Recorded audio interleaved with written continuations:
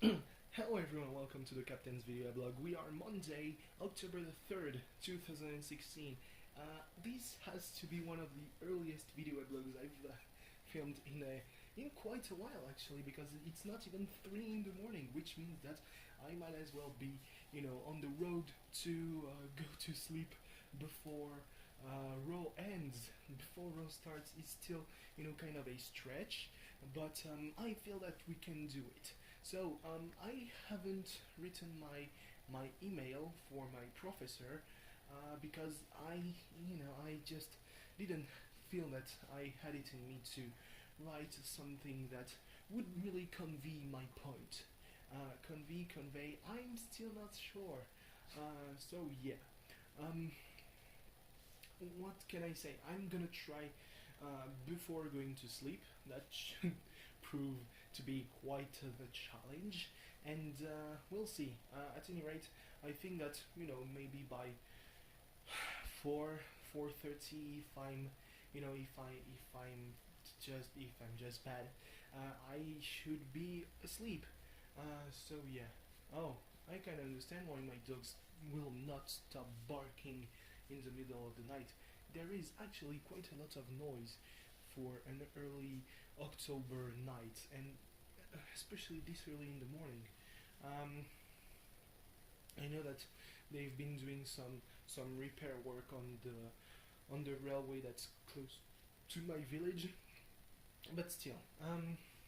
So yeah. Um, Today something quite peculiar happened. I wouldn't say peculiar actually, but anyway, Eliakim Mangala, who was called instead of Jeremy Mathieu, because of that call-up, decided to end his international career. So that's why I'm saying that with kind of a smile on my face. Jeremy Mathieu, I think that Raphael Varane was the one to get injured.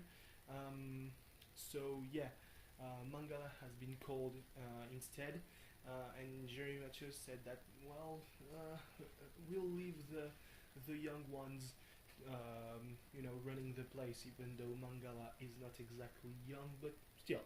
So Mangala was called, but he got injured in the match against Atletico Madrid this weekend.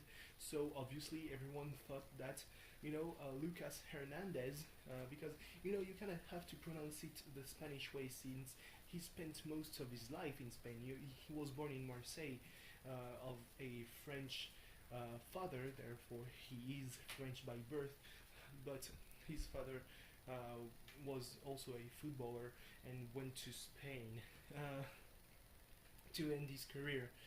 So Lucas Hernandez has played for France in the youth teams, um, and everyone thought that he would be the one to be called to replace Mangala.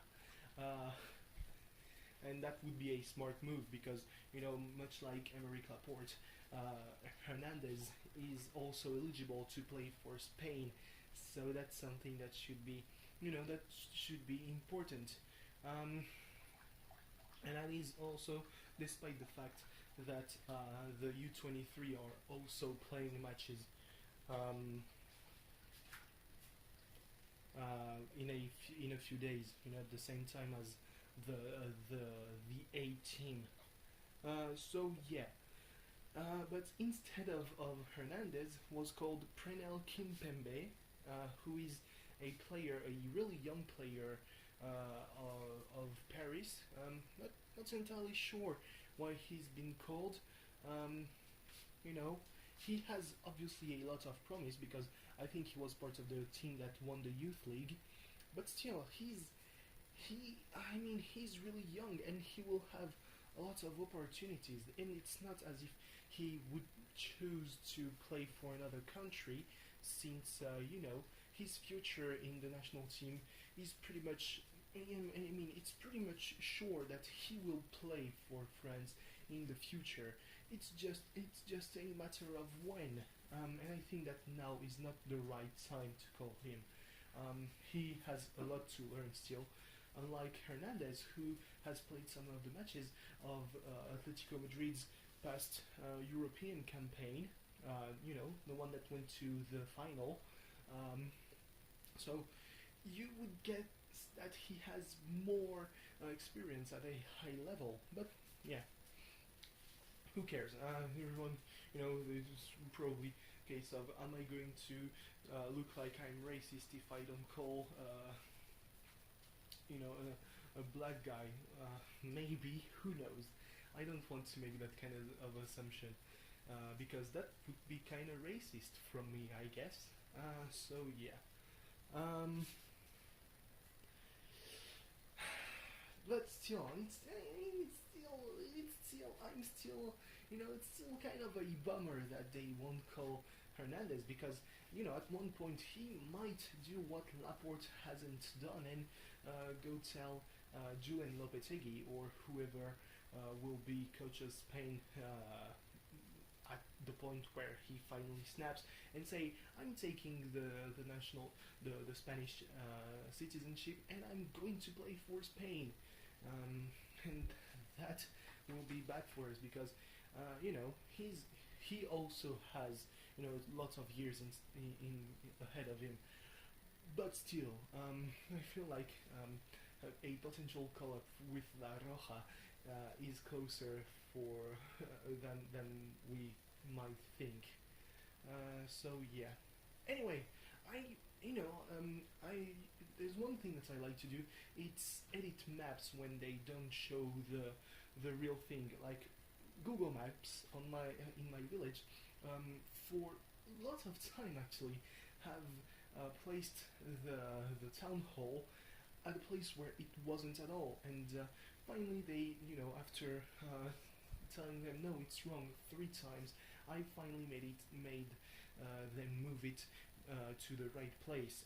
Same for, they also didn't put the firefighters. So yeah, it's all this stuff.